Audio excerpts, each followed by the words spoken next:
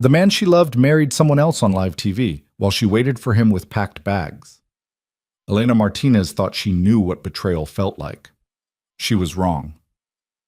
At 3:47 a.m., alone in a rain-soaked safe house, with her entire life crammed into 2 suitcases, she watched the man who promised forever say, "I do," to another woman. Adrian Moretti, Mafia boss, her lover, her future, stood at an altar in a $10 million ceremony while she sat on a mattress that smelled like mold and broken promises. Stay with me until the end of this story. Hit that like button and drop a comment with your city so I can see how far this tale travels. The rain started at 2 a.m., which Elena took as a sign. She'd always loved rain. The way it washed things clean made the world feel smaller and safer. Tonight, though, the drops hammering against the safe house windows sounded like accusations. She checked her phone again. Nothing. Adrian was supposed to be here 2 hours ago. They'd planned this down to the minute. He'd leave the estate at midnight, take the back roads through the industrial district, pick her up, and by dawn they'd be crossing state lines in a car with fake plates and a trunk full of cash. New names, new lives, no more looking over their shoulders. Elena had believed him because she was an idiot, or maybe because she was in love, which amounted to the same thing. The safe house was a dump, Adrian's word, not hers. A 2-room apartment above an abandoned dry cleaner in a neighborhood where people knew better than to ask questions. The furniture consisted of a mattress on the floor, a folding chair, and a card table with one broken leg. The bathroom had a toilet that ran constantly and a sink that only produced cold water. Elena had been here 3 times before, always meeting Adrian in secret, always pretending this was romantic instead of pathetic. Her 2 suitcases sat by the door. One held clothes, mostly scrubs and jeans, nothing fancy because nurses didn't need fancy. The other held everything else that mattered. Photo albums, her mother's recipe book, the acceptance letter from the nursing program she'd worked 3 jobs to afford, her passport, and $3,000 in cash she'd been saving for 7 years. Everything she owned fit into 2 bags. That should have told her something about her life. She stood and walked to the window, careful to stay behind the curtain. The street below was empty except for a stray cat picking through an overturned trash can. Rain turned the pavement into a black mirror reflecting the few working street lights. Her phone buzzed. She grabbed it so fast she nearly dropped it. Not Adrian, just a news alert. Breaking. Moretti DeLuca wedding tonight. Mafia royalty unite in century's most lavish ceremony. The phone slipped from her hand, clattered against the floor. No. She snatched it up, hands shaking so badly she had to try 3 times to open the article. The screen filled with photos. Adrienne in a black tuxedo that probably cost more than her car. A woman in white, Isabel DeLuca, daughter of the DeLuca crime family, looking like she'd stepped out of a bridal magazine. The ceremony was being held at the Cathedral of St. Augustine, the same church where Adrian's grandfather and great-grandfather had been married. The same church where Adrian told her 6 months ago that he'd never set foot in again because it represented everything he wanted to escape. Elena read the article twice, certain she was missing something. This had to be a mistake. An old story resurfaced, a rumor. But the timestamp said 1:47 a.m., tonight, right now. She found the live stream link embedded in the article. Her finger hovered over it. Don't, some part of her whispered. Whatever you're about to see, you can't unsee it. She clicked anyway. The feed was professional, multiple cameras, perfect lighting. The cathedral looked like something out of a dream. Thousands of white roses, candles everywhere, guests in designer clothes filling every pew. The camera panned across faces Elena recognized from Adrian's world. Politicians, businessmen, people who smiled in public and ordered murders in private. Then the camera found Adrian at the altar. He looked exactly like himself. Dark hair swept back, the small scar above his left eyebrow from a fight when he was 16. The same sharp jawline she'd traced with her fingers 100 times. He wore a boutonniere of white roses. His expression was unreadable, the face he showed the world when he needed to be the boss, not the man. Elena's stomach turned over. The priest spoke, but she couldn't hear the words over the roaring in her ears. Isabel appeared in the frame, holding her father's arm. She was beautiful in that untouchable way rich girls were beautiful. Perfect skin, perfect hair, perfect smile. She looked like someone who'd never scrubbed blood out of hospital scrubs at 3 a.m., never chosen between groceries and rent, never loved a man who promised he'd choose her, and then didn't. The ceremony proceeded with mechanical precision. Vows were exchanged, not personal ones, just the traditional script. Rings were presented. The priest pronounced them married. Adrian kissed his new wife. Not passionately, but he kissed her. The cathedral erupted in applause. Elena watched herself disappear. She stood there for a long time after the stream cut to the reception coverage, phone still clutched in her hand. Her mind couldn't process what she'd just seen. This wasn't real. It couldn't be. Adrian had promised. 3 days ago, he'd held her face in his hands and sworn on his mother's grave that he was done with that life, that family, those obligations. He'd said, "I choose you," like a man taking a vow. She'd believed him. She'd quit her job, the one good thing in her life, the work that made her feel like she mattered. She'd told her roommate she was moving out. She'd said goodbye to her patients without being able to explain why. Had hugged Mrs. Chen for the last time, knowing she'd never see the old woman again. She'd burned her entire life down because Adrian Moretti said he loved her. Her phone buzzed again. This time it was him. "I'm sorry. Check your account. It's enough to start over. Don't try to contact me. Be safe." Elena stared at the message until the words stopped making sense. Then she opened her banking app with numb fingers. $500,000 had been deposited 2 hours ago. Blood money, guilt money, shut up and go away money. She laughed, and it sounded like something breaking. The rage came then, sudden and clean. It burned through the shock, the grief, the stupid, naive hope that there was still an explanation. Adrian hadn't been delayed, hadn't gotten caught, hadn't been in an accident. He'd made a choice, and the choice wasn't her. Elena grabbed her jacket. She didn't bother with the suitcases. They belonged to a different person, the woman who'd sat here waiting like an idiot. That woman was gone. It took 40 minutes to get to the cathedral in her beat-up Honda. Traffic was light at this hour, and she drove like someone who'd stopped caring about consequences.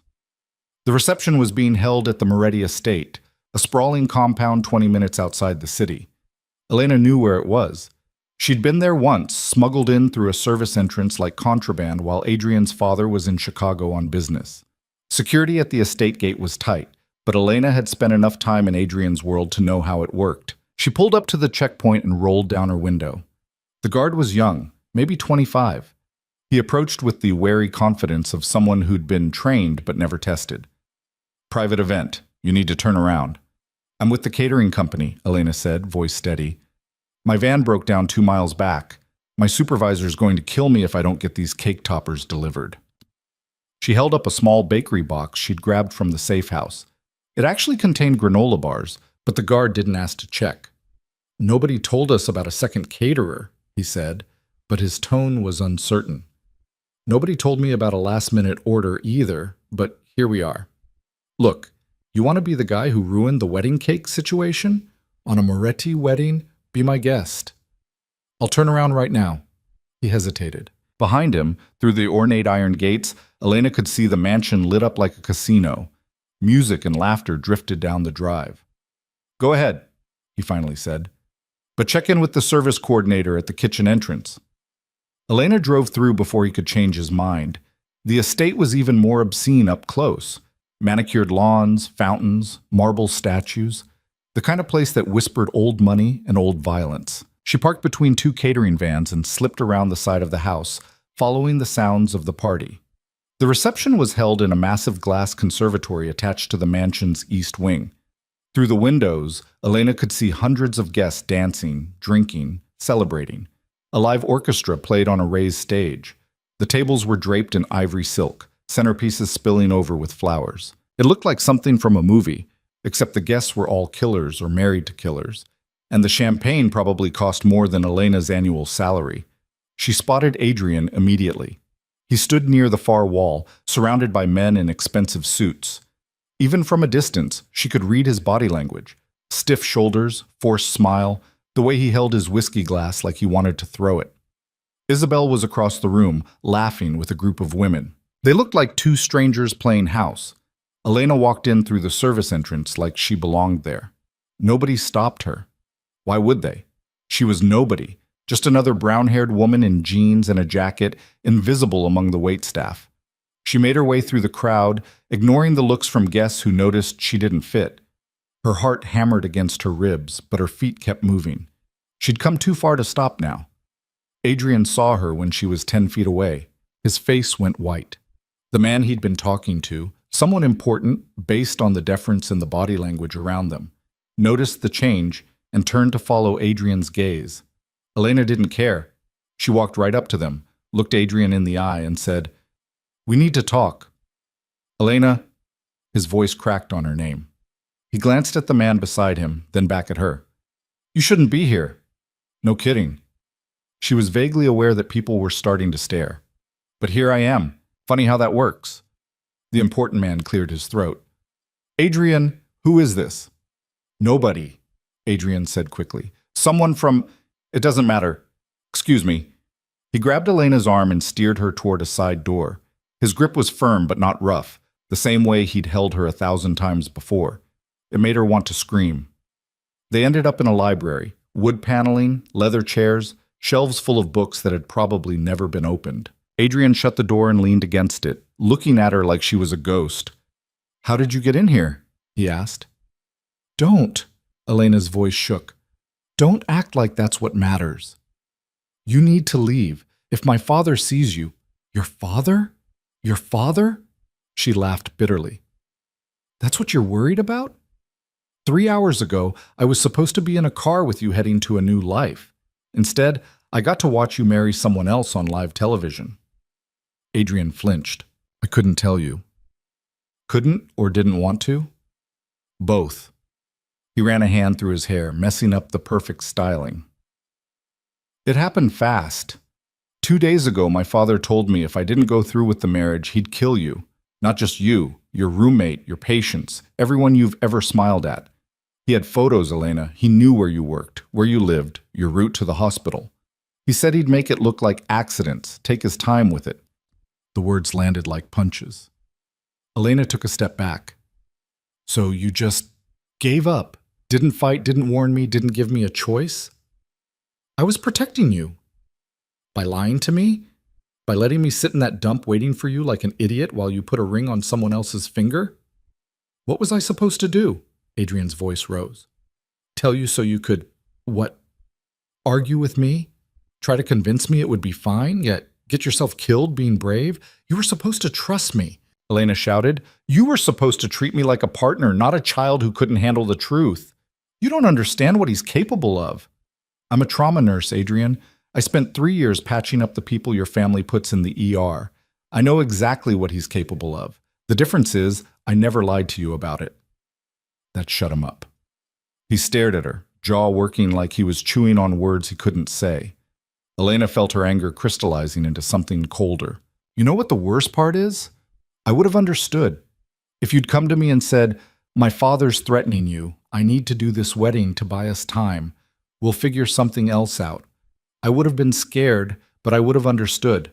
Instead, you sent me $500,000 and a breakup text. The money was so you could disappear, start over somewhere safe. I don't want your money." The words came out raw. "I wanted you. I loved you. And you loved me enough to save my life, but not enough to give me the truth." Adrian stepped toward her, hands outstretched. "Elena, please, don't touch me." She backed away. "You made your choice. You chose your family, your obligations, your fear over me. That's fine. That's your right. But don't you dare stand there and tell me it was for my own good, like I should be grateful you broke my heart to save my life." "You're alive," he said quietly. "That's all that matters to me." "Well, it's not all that matters to me." Elena wiped her eyes angrily. She hadn't realized she was crying. "You want to know what I learned tonight? Love isn't just about grand gestures and pretty promises. It's about trust. It's about respecting someone enough to let them stand beside you when things get hard, even if it scares you. You didn't love me enough for that. You loved me like a possession you needed to protect, not a person you chose to build a life with." The door opened behind Adrian.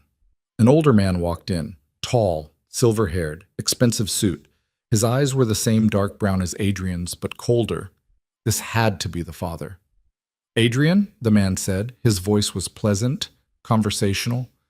Your wife is looking for you, and we seem to have a guest who wasn't on the list. Elena met his gaze and saw her own death reflected there. Not today, maybe. Not tomorrow. But someday, if she stayed in Adrian's orbit, this man would erase her like a mistake. Adrian moved to stand between them. Father, I know who she is. The old man smiled. Miss Martinez, I've heard quite a bit about you. I understand you're an excellent nurse. I'm leaving, Elena said. She looked at Adrian one last time. For what it's worth, I hope you're happy. I hope she's kind to you. I hope you build a good life together and never have to make a choice like this again. She walked past both of them, head high, and didn't look back. Behind her, she heard Adrian's father say, Let her go. She's not a problem anymore. The words should have hurt, but they didn't. Elena felt nothing but a strange, light emptiness. She made it back to her car, climbed in, and drove away from the estate. She didn't cry again. There was nothing left to cry about. At a gas station 10 miles down the road, she stopped and pulled out her phone. The money was still in her account. Blood money. Guilt money. Enough to disappear money.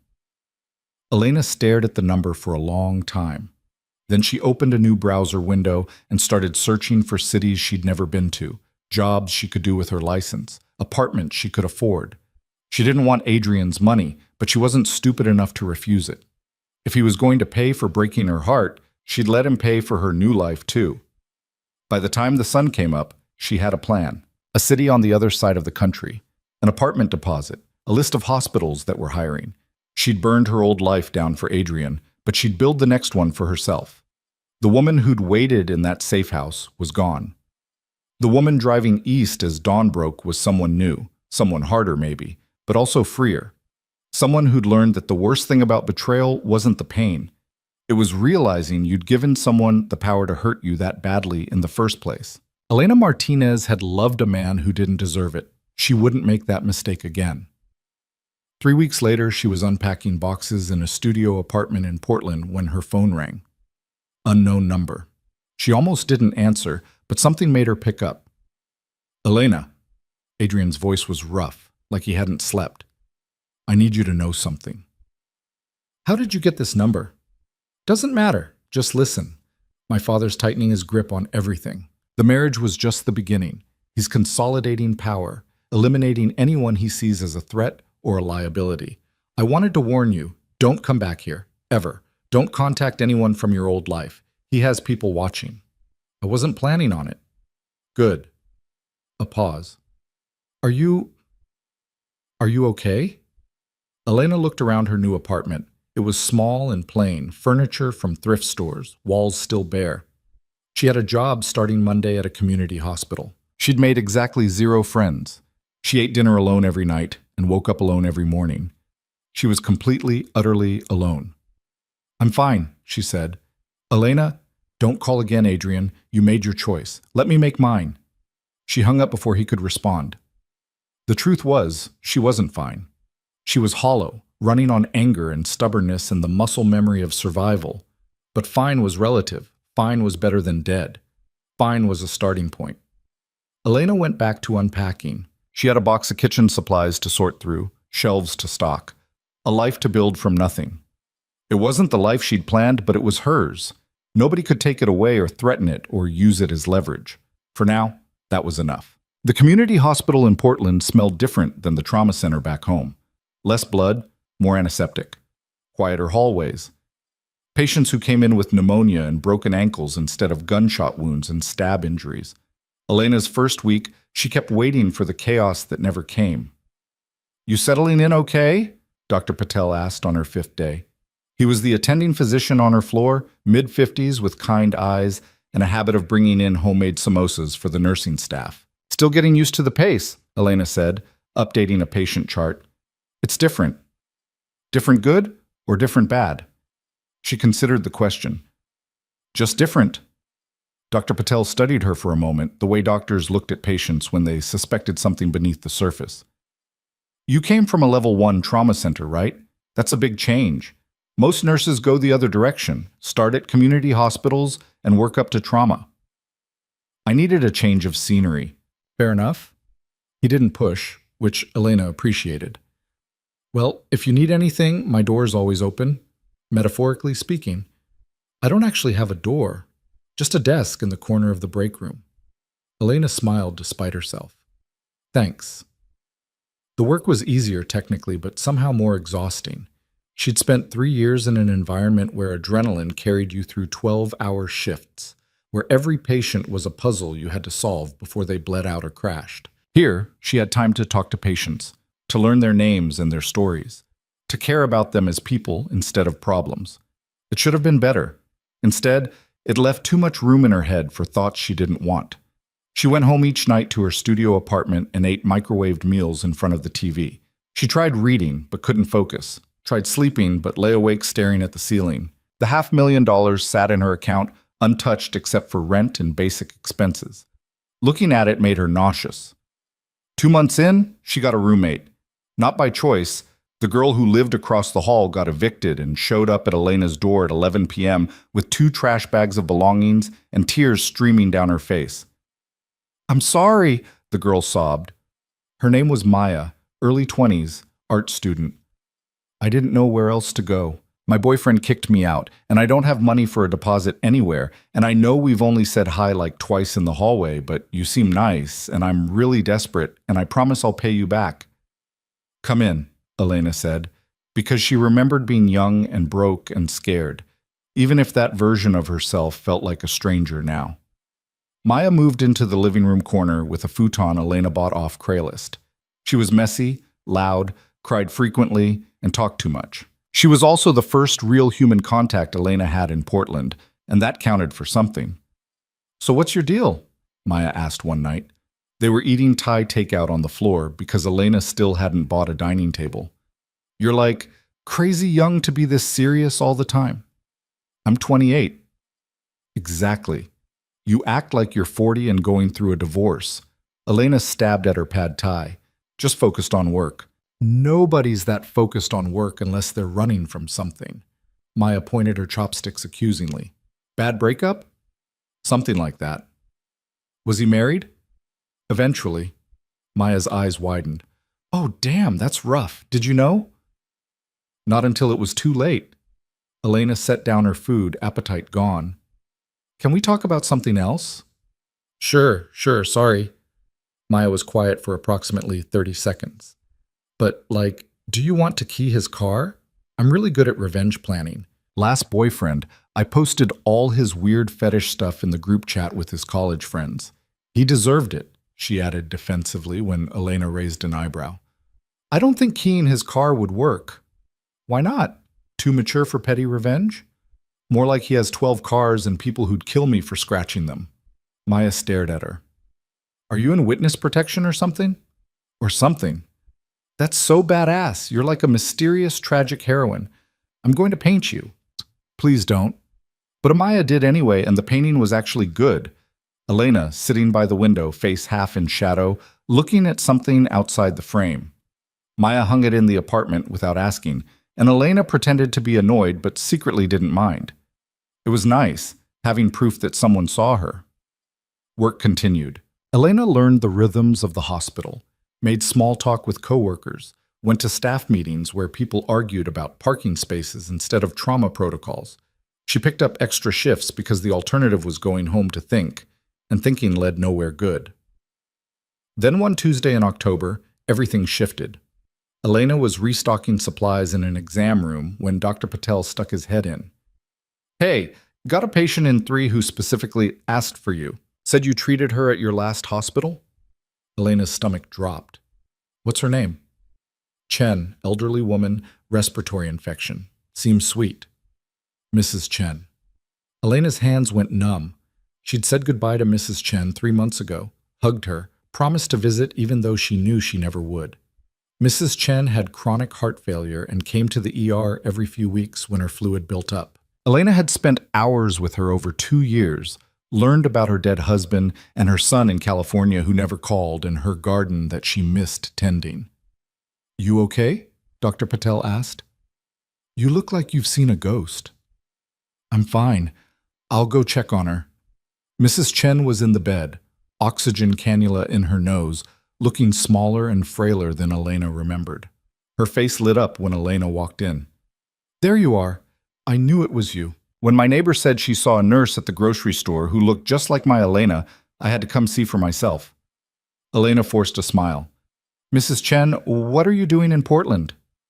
My son finally answered one of my letters, invited me to stay with him for a while. Can you believe it? Mrs. Chen's hands fluttered happily. "Of course, I get here and catch pneumonia within a week. That's just my luck. But what about you? When did you leave?" "Nobody at the hospital would tell me where you went. I thought maybe something bad happened." "Just needed a change," Elena said, checking the chart to avoid eye contact. "How's your breathing? Any chest pain?" "Forget my breathing. Tell me what happened. You loved that job. And what about that nice young man you were seeing, the one who sent you flowers?" Elena's chest tightened. Adrian had sent flowers exactly once to the hospital, and it had caused such a stir that he never did it again. Mrs. Chen had seen them at the nurse's station and spent 20 minutes interrogating Elena about her mystery boyfriend. "That didn't work out," Elena said quietly. "Oh, honey," Mrs. Chen reached for her hand. "Was he the reason you left?" "It's complicated." "It always is with men." Mrs. Chen squeezed her fingers. "You know what my Henry used to say? He said the measure of a man isn't what he promises. It's what he does when keeping those promises gets hard. Sounds like your young man failed that test." Elena's throat closed up. She managed a nod. "Well, his loss. You're a wonderful girl. You'll find someone better." "Maybe," Elena said, not believing it. "Let's focus on getting you healthy, okay? I'm going to increase your oxygen and start you on antibiotics. You'll feel better in a few days." She escaped as soon as professionally possible, made it to the supply closet, and stood there breathing hard. The walls felt too close. Mrs. Chen's presence in Portland was a coincidence. Had to be. Adrian's father couldn't have known, but the paranoia crept in anyway, whispering that there were no coincidences, not in that world. Her phone buzzed. Unknown number. She stared at it for 3 rings before answering. "Elena." Not Adrian this time. A woman's voice, vaguely familiar. "This is Isabel, Adrian's wife. Don't hang up." Elena hung up. The phone rang again immediately. She answered without thinking. "How did you get this number?" "Same way Adrian got it, I assume. Look, I know this is weird, but I need to talk to you. It's important." "We have nothing to talk about." "Yes, we do. It's about Adrian and his father. Please." 5 minutes. Something in Isabel's voice made Elena hesitate. Fear, maybe, or desperation. "What about them?" "Not over the phone. Can you meet me? There's a coffee shop on 5th and Morrison, tomorrow at noon." "Why would I do that?" "Because you're the only person who might actually care that Adrian's in trouble." Isabel's voice cracked. "Please, I wouldn't ask if it wasn't serious." The line went dead. Elena stood in the supply closet, phone pressed to her ear, mind racing. This was stupid, dangerous. She should block the number, forget it happened, keep her head down and her life quiet. Adrian's problems weren't her problems anymore. But the next day at noon, she walked into the coffee shop on 5th and Morrison. Isabel sat at a corner table, wearing jeans and a sweater, no makeup, hair in a ponytail. She looked nothing like the magazine perfect bride from the wedding. She looked like someone who hadn't slept in weeks. "You came," Isabel said, relief evident. "Thank you." Elena sat down but didn't take off her jacket. "You have 5 minutes." "Right. Okay." Isabel wrapped her hands around her coffee cup. "I know you probably hate me. I don't hate you. I don't know you." "Fair. But you know Adrian, and you know his father, and you need to understand that the marriage it wasn't real. I mean, legally it's real, but it's not a relationship. We barely talk. We sleep in separate rooms. He goes through the motions for appearances, but he's miserable." "Why are you telling me this?" "Because his father is planning something. I don't know exactly what, but I hear things. Conversations that stop when I walk in rooms. Phone calls in the middle of the night. 2 weeks ago, Victor, Adrian's father, he asked me about you." Elena's blood went cold. "What did he ask?" "If Adrian ever mentioned you, if I knew where you were." I said no to both, which is true. "Adrian doesn't talk to me about anything real, but Victor's having you followed." "How do you know that?" Because I saw the surveillance photos on his desk. You at the hospital, at your apartment, getting groceries. He knows where you are, Elena. The coffee shop tilted sideways. Elena gripped the table edge. Why would he be following me? I'm no threat to him. I think he's waiting to see if Adrian tries to contact you. And if he does, Isabel didn't finish the sentence. Adrian called me once, 2 months ago. We talked for maybe 3 minutes. I told him not to call again. Did he listen? Yes. Isabel relaxed slightly. Good. That's good. Keep it that way. Because Victor's getting paranoid. The other families are pushing back against some of his deals. There's rumors about federal investigations. And he's eliminating anyone he sees as a liability. 3 people have disappeared in the last month. Associates who've worked with him for years. Again, why are you telling me this? Because despite everything, Adrian still loves you. He doesn't say it, but I can tell. And I think you still care about him, or you wouldn't be here. You're wrong. Am I? Isabel met her eyes. Look, I don't need him to love me back. This marriage is a business arrangement for both our families. But I don't want him dead, and I definitely don't want you dead because his father decides you're a loose end. So I'm warning you, stay away. Don't answer if he calls. Don't come back. Pretend he never existed. Elena stood up. Was that your 5 minutes? Elena, please. I'm not coming back. I built a life here. He made his choices. I made mine. Tell Adrian to do the same. She left before Isabel could respond, walked 3 blocks before the shaking started. She found a bench and sat down, head between her knees, breathing through the panic. Victor Moretti was having her followed. He had photos. He knew where she worked, where she lived. Maya was in danger. Dr. Patel, Mrs. Chen. Everyone she'd spoken to since arriving in Portland. Her phone rang. She almost threw it in the trash, but the caller ID said, St. Vincent's Hospital. Work. Elena, it's Dr. Patel. We need you to come in. There's been an incident with Mrs. Chen. The panic sharpened into focus. What kind of incident? She collapsed in her room. We're running tests, but it looks like someone tampered with her IV. The police are here. Elena was already running. She made it to the hospital in 8 minutes, took the stairs because the elevator was too slow. Dr. Patel met her outside Mrs. Chen's room. Is she okay? Elena gasped. Stable, we caught it fast, but Elena, someone injected something into her IV line, an overdose of sedatives. If the monitor hadn't alarmed when her heart rate dropped, he shook his head. Do you know anyone who'd want to hurt her? Elena's mind raced. Victor wouldn't go after Mrs. Chen. She was nobody. No connection to Elena beyond patient care, unless someone was sending a message. Unless this was a warning about what happened to people in Elena's orbit. No, she lied. I don't know anyone.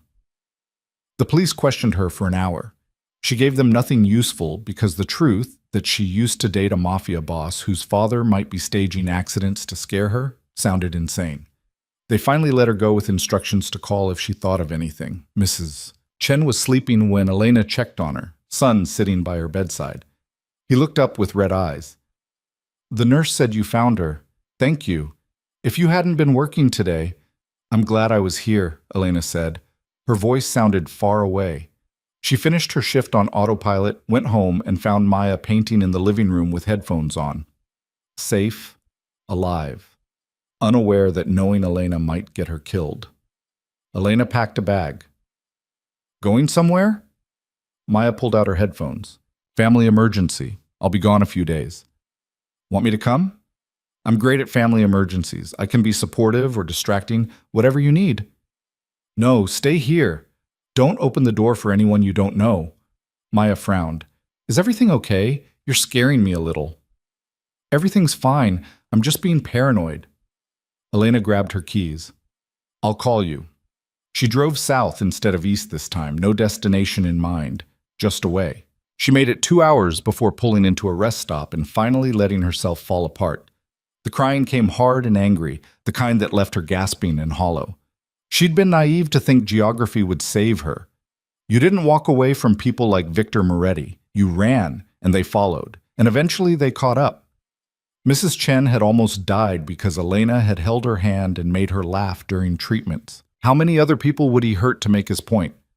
Her phone rang. Adrian's number this time, not unknown. She answered, "Your father tried to kill my patient today." Silence. Then, "What?" "Mrs. Chen. Someone tampered with her IV. She could have died." "Elena, I swear I didn't know. I don't care what you know. I told you I was done. I moved across the country. I didn't contact you. I did everything right, and he's still coming after people I care about." "Where are you?" Adrian's voice was sharp with fear. "Are you somewhere safe?" "There is no safe. Don't you get that?" "Your father has eyes everywhere. He's been following me for months. He knows where I work, where I live, who I talk to. So unless you can make him stop, there's no point to this conversation." "I can't control him." "Then what good are you?" The words came out cruel. Elena didn't care. "You married that girl. You stayed in that family. You chose to be your father's son. So own it. Stop calling me like you're some tragic hero who gave me up for my own good. You gave me up because it was easier than fighting." "That's not fair. Life's not fair, Adrian. I learned that when I watched you kiss your wife on TV." She hung up and turned off her phone. The rest stop had a vending machine and bathrooms that smelled like industrial cleaner. Elena bought a coffee that tasted like burnt plastic and sat in her car watching trucks come and go. She couldn't go back to Portland. She couldn't run forever. She couldn't drag Maya or Dr. Patel or anyone else into this nightmare, which left exactly one option. She turned her phone back on and dialed the number Isabel had called from. "Hello? It's Elena. I need you to get me a meeting with Victor." Isabel sucked in a breath. "Are you insane? He'll kill you."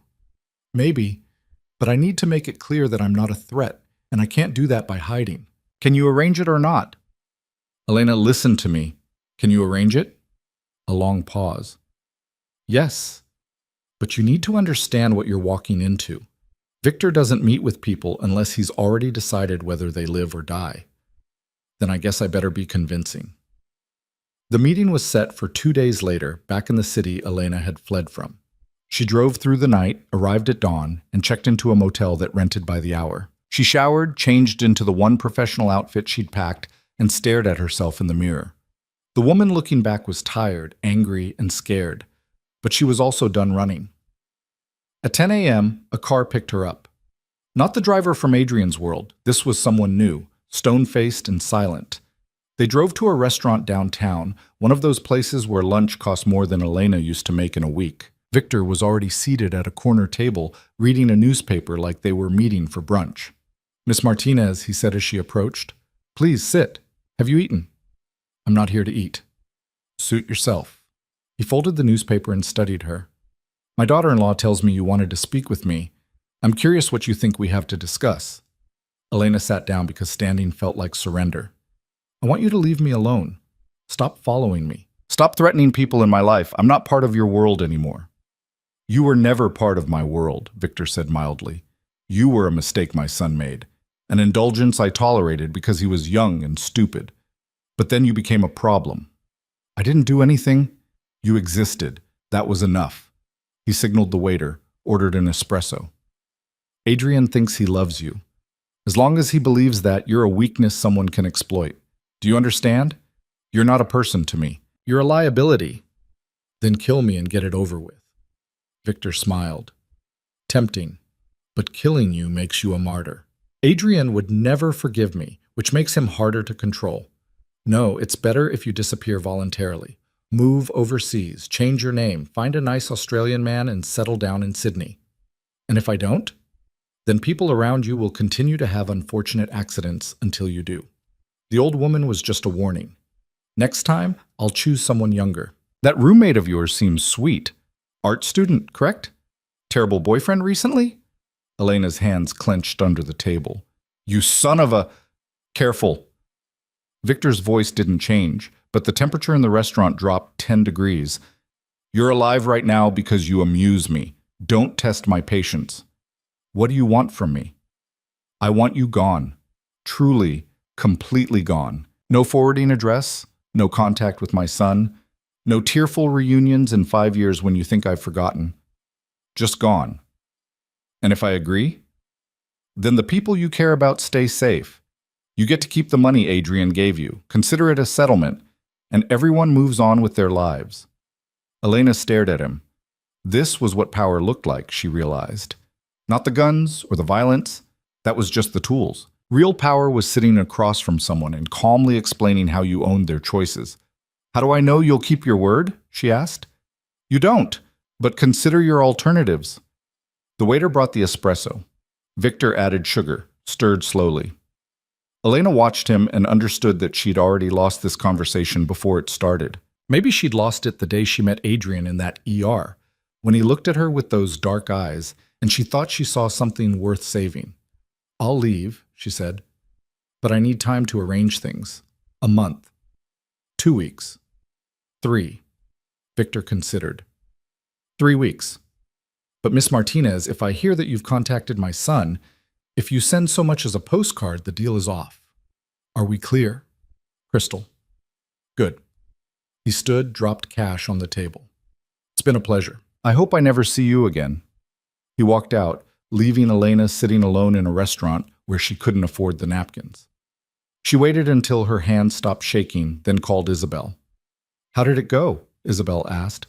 I'm alive. That's something. What did he say? That I need to disappear for real this time. Overseas, new identity. I'm sorry, Isabel said quietly. I know that's not what you wanted to hear. It's what I expected. Elena stood up, left the restaurant. Outside, the city looked exactly like it had 3 months ago. Indifferent, busy, full of people living lives that didn't include her. Can you do me a favor? What? Tell Adrian I'm leaving. Tell him it was my choice, not his father's. And tell him... She paused. Tell him I hope he finds a way to be happy. Elena, that's all. Thanks for trying to help. She hung up and started walking. She had 3 weeks to erase her life again. This time, she'd do it right. 3 weeks turned out to be longer than Elena needed and shorter than she wanted. She spent the first week tying up loose ends in Portland, quitting her job with a vague excuse about a family situation overseas, breaking her lease, selling what little furniture she'd accumulated. Dr. Patel looked disappointed, but not surprised when she gave notice. You never really settled in, did you? He said, signing off on her resignation paperwork. I tried. Sometimes trying isn't enough. I hope wherever you're going treats you better. She wanted to tell him he'd been kind, that the samosas and the metaphorical open door had meant something. Instead, she just nodded and walked away before the guilt could choke her. Maya was harder. The girl came home from class to find Elena packing boxes, and her face crumpled like paper. You're leaving? Just like that? I have to. Family stuff. That's what you said last time, and you came back in 2 days looking like someone died. What's really going on? Maya sat on the futon, arms crossed. And don't lie to me. I'm annoying, but I'm not stupid. Elena kept folding clothes, unable to meet her eyes. The less you know, the safer you are. That's such a cop-out answer. What, are you in the mob or something? The laugh that escaped Elena's throat sounded broken. No, but someone I used to know is, and his family doesn't like loose ends. Maya went very still. You're serious. Unfortunately. So you're just running, leaving everything behind because some scary people said so? It's not that simple. It never is. Maya stood up, started helping pack without being asked. My mom ran from my dad when I was 6. Took us to 3 different states in 2 years. New schools, new names, new everything. Know what I learned? Running doesn't fix anything. It just means you're scared in a different location. Your mom was brave for getting you out. My mom was smart. But she was also running from one man, not a whole crime family. I get that your situation is different. Maya taped up a box with more force than necessary. I just hate that you're going through this alone. I'm used to alone. That doesn't mean it's good. They finished packing in silence. Elena had accumulated more than she realized. Books, kitchen supplies, the painting Maya had made. She left most of it behind, taking only what fit in 2 suitcases. Full circle, she thought bitterly, right back where she started. Where are you going? Maya asked as Elena loaded her car. Better if you don't know. Will you at least tell me if you're okay, once you're settled? Elena wanted to say yes, wanted to promise they'd stay in touch, that this wasn't goodbye forever. But Victor's warning echoed in her head. No contact, No traces. Just gone. I'll try, she said, which was the kindest lie she could manage. Maya hugged her hard enough to crack ribs. You're a terrible liar, you know that? But I get it. Just be safe, okay? And if you ever need help, any kind of help, you find a way to reach me. I don't care how long it's been. Elena held on longer than she should have, memorizing the feeling of someone caring whether she lived or died. Then she got in her car and drove away without looking back, because looking back would break her. The second week was spent in research. Elena parked herself in a library in a town she'd never heard of and learned how to disappear properly. Cash transactions only. Avoid cameras. Never use real names. She found forums where people discussed vanishing, some running from debt, others from abusive exes, a few who just wanted to opt out of society. She took notes like she was studying for an exam. New Zealand seemed like a good option. English-speaking, far away, decent healthcare system. She could get a work visa with her nursing credentials, find a job in some small town where nobody asked questions about American accents. She'd be Elena Martinez still, on paper, because getting a fake identity was harder and more expensive than movies suggested. But she'd be a different Elena. One without history, without connections, without the weight of Adrian Moretti's choices dragging her down. The plan was solid, practical. The kind of thing the old Elena would have been proud of. The new Elena felt nothing but numb acceptance. On day 10, her phone rang. She'd gotten a new number after meeting with Victor, given it to exactly 3 people: the hospital HR department, Maya, and the travel agent helping with visa paperwork. The caller ID said unknown. She answered against her better judgment. Hello? It's me. Adrian's voice was rough, urgent. Don't hang up. How did you get this number? Doesn't matter, Elena. You need to listen. No, you need to listen. Your father and I made a deal. I disappear. Everyone stays safe. I'm keeping my end. Don't screw this up by calling me. The deal's off. My father's dead. The words didn't process. Elena pulled over to the side of the road, hands suddenly unsteady. What? He was killed 2 days ago. Car bomb. The DeLuca family is claiming responsibility, saying he authorized a hit on one of their guys. It's a mess. Everyone's scrambling for position. The whole structure is falling apart. Why are you telling me this? Because you're free. The threat's gone. You don't have to run anymore. Elena stared at the dashboard, trying to absorb the information. Victor Moretti was dead. The man who'd sat across from her in that restaurant, who'd calmly threatened everyone she loved, who'd held enough power to make her erase her own existence, gone, just like that. Elena? Are you there? I'm here. I don't know what you want me to say. Say you'll come back. We can start over. No family pressure, no threats, just us, the way it should have been. The laugh burst out of her, sharp and humorless. Are you out of your mind? I know I screwed up. You married someone else. You let your father terrorize me, and now he's dead, so you think we just pick up where we left off? Like none of it happened? I never stopped loving you. Love isn't enough. The words echoed in the car. Elena took a breath, forced herself to speak calmly. You made choices, Adrian. You chose your family, your obligations, your fear over me. That doesn't just disappear because your father's gone. I was protecting you. No, you were protecting yourself from having to choose. And you know what? I don't even blame you anymore. I understand why you did it, but understanding doesn't mean I can forget. It doesn't mean I trust you, and it definitely doesn't mean I'm coming back. Silence on the other end. Then, quietly, what are you saying? I'm saying I'm done. With you, with your world, with all of it. Your father dying doesn't change what you did. It just means I get to leave on my own terms instead of his. Elena, please, I hope you figure out your life. I hope you and Isabel find a way to make your marriage work, or at least not make each other miserable. I hope you get out of the business if that's what you really want. But I can't be part of any of it. I need you. The words landed soft and desperate. Once, they would have broken her. Once, she would have caved, driven back, let herself believe that love could overcome everything. But Elena had learned the hard way that need wasn't the same as respect, that wanting someone wasn't the same as choosing them when it mattered. You need therapy, she said, and maybe a good lawyer. But you don't need me. You just think you do because I'm the one who got away. That's not fair. You're right. It's not. Nothing about this is fair, but it's true. She hung up before he could respond, then sat in her parked car watching traffic pass. Victor Moretti was dead. The threat was gone. She could go back to Portland, get her job back, rebuild the life she'd started to create. She could stay in America, call Maya, apologize to Dr. Patel, check on Mrs. Chen. Or she could keep going. Leave anyway, not because someone was forcing her, but because she chose to. Build something new somewhere nobody knew her name or her history. Start completely fresh. The thought should have terrified her.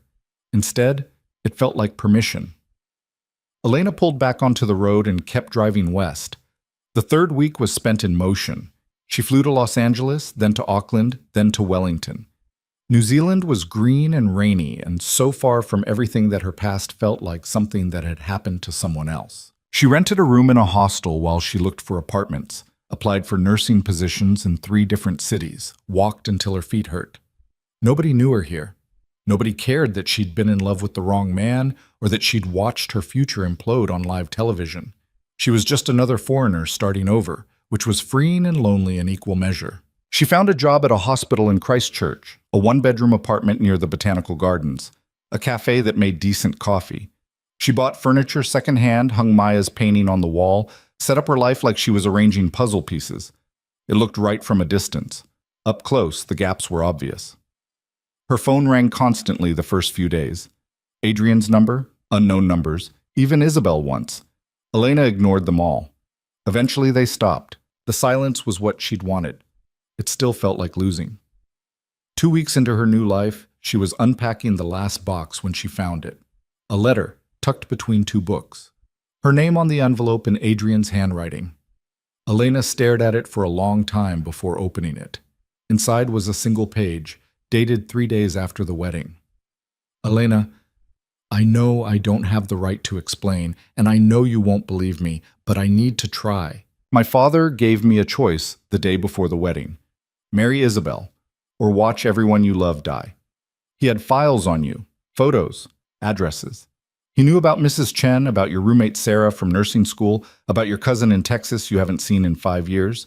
He said he'd make it look like accidents, take his time, make sure I knew it was because of my choices. I thought about fighting. I thought about warning you, running with you, calling his bluff. But I've seen what he does to people who cross him, and I couldn't risk it. I couldn't risk you. So I chose the coward's way out. I lied and pretended everything was fine until it was too late for you to argue. You were right to be angry. You were right to walk away. I destroyed us trying to save you, and I'm not even sure you needed saving. You're stronger than I ever gave you credit for. Stronger than me, definitely. I don't know if you'll ever read this. I don't know if you'll ever forgive me. But I needed you to know that loving you was the only real thing I've ever done. Everything else, the family, the business, the marriage, it's all performance. You were real. We were real. And I'm sorry I wasn't brave enough to fight for it. Be happy, Elena. Build a good life. Forget I existed if that's what it takes. Just be happy. Always, Adrian. Elena read it twice, then folded it back into the envelope. She should burn it, throw it away, pretend she never found it. Instead, she put it in a drawer and closed it, not ready to decide what it meant or whether it changed anything. The next morning, she started her first shift at Christchurch Hospital. The work was familiar: vital signs, medications, charting, the endless rhythm of healthcare. Her coworkers were friendly, patients grateful, everything professional and pleasant. She ate lunch alone in the cafeteria, went home to her empty apartment, made dinner for one. This was freedom, she told herself. This was what starting over looked like. It was supposed to feel better than this. 3 months passed.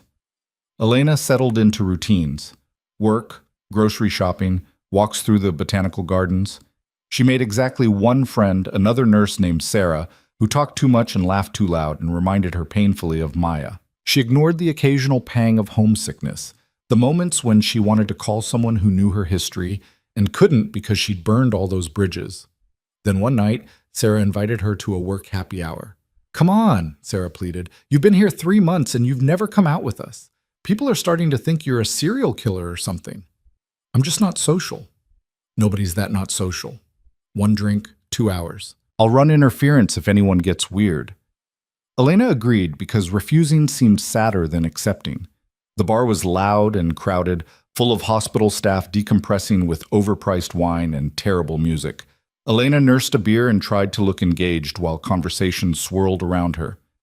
"You're Elena, right? The new nurse on fourth floor?" A man approached, tall, sandy hair, easy smile. "I'm James. I work in radiology." "Nice to meet you. How are you liking New Zealand? Sarah said you're from the States?" "It's nice. Different, but nice." "What brought you here? Work? Family?" The question was casual, polite. Elena had prepared answers for this. Needed a change of scenery, wanted to try living abroad. "That's brave. I've never left the South Island." James laughed. "I'm boring. You, though, you must have stories. What made you decide to just pack up and move halfway around the world?" Elena looked at him. He seemed nice, normal, the kind of person who'd never had to flee a crime family or watch the man he loved marry someone else. The kind of person who thought brave meant trying new things, not surviving them. "Long story," she said. "Not very interesting." "I doubt that." James flagged the bartender, ordered another round. "Come on, give me something. What did you do for fun back home?" The honest answer was work too much and fall in love with dangerous men. Elena searched for something safer. "I liked hiking and cooking when I had time. Nothing exciting." "Hiking's good. We should go sometime. I know some great trails around here." It took Elena a moment to realize he was asking her out. Not directly, but the implication was clear. She should say yes. James was attractive, employed, normal. This was what moving on looked like. Meeting someone new, building something uncomplicated, letting go of the past. "Maybe," she heard herself say. "I'll have to check my schedule." "Sure, yeah, no pressure." James smiled again, passed her his number on a cocktail napkin. "Text me when you're free." Elena pocketed the napkin and excused herself to the bathroom. She stared at her reflection in the mirror. Same face, different continent, still running. The woman looking back was tired of running, but didn't know how to stop. Her phone buzzed. Unknown number. Elena's stomach dropped. She'd been in New Zealand for 3 months without contact. The silence had felt like proof she'd actually escaped. She answered. "Hello? Elena Martinez?" A woman's voice, professional, American accent. "My name is Agent Sarah Mitchell with the FBI. I need to speak with you regarding the Moretti family and their criminal operations." Elena's grip on the phone tightened. "I don't know what you're talking about. Ms. Martinez, I know you had a relationship with Adrian Moretti. I know his father threatened you, and I know you left the country shortly before Victor Moretti was killed. I'm not calling to accuse you of anything. I'm calling because I think you might be in danger.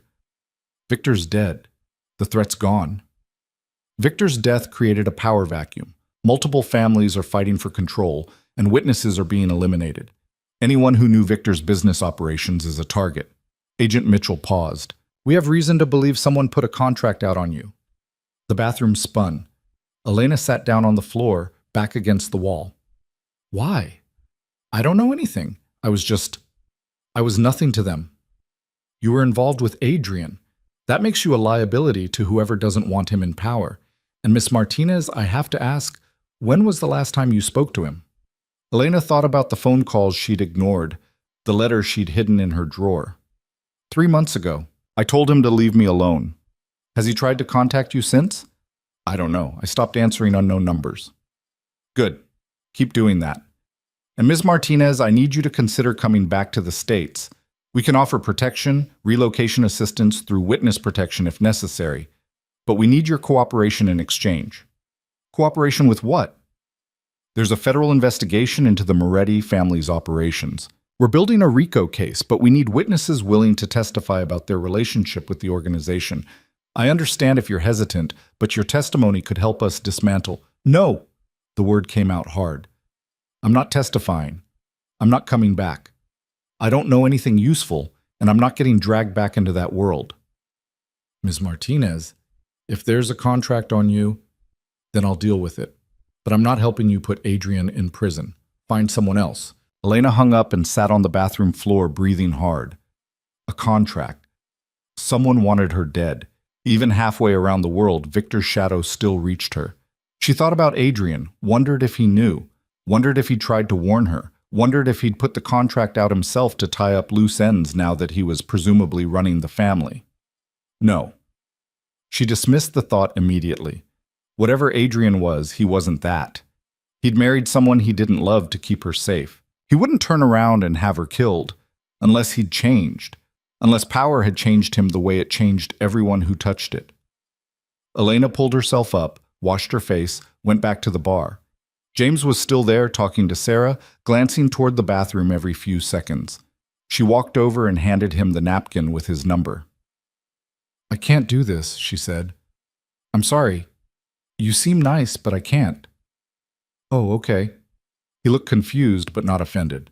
"If it's the timing or it's everything, I'm a mess, and you don't need that. Neither of us does." She left before he could respond, walked back to her apartment in the rain. The letter was still in the drawer where she'd left it. Elena pulled it out, read it again. Always Adrian. Like a promise. Like a curse. She thought about burning it.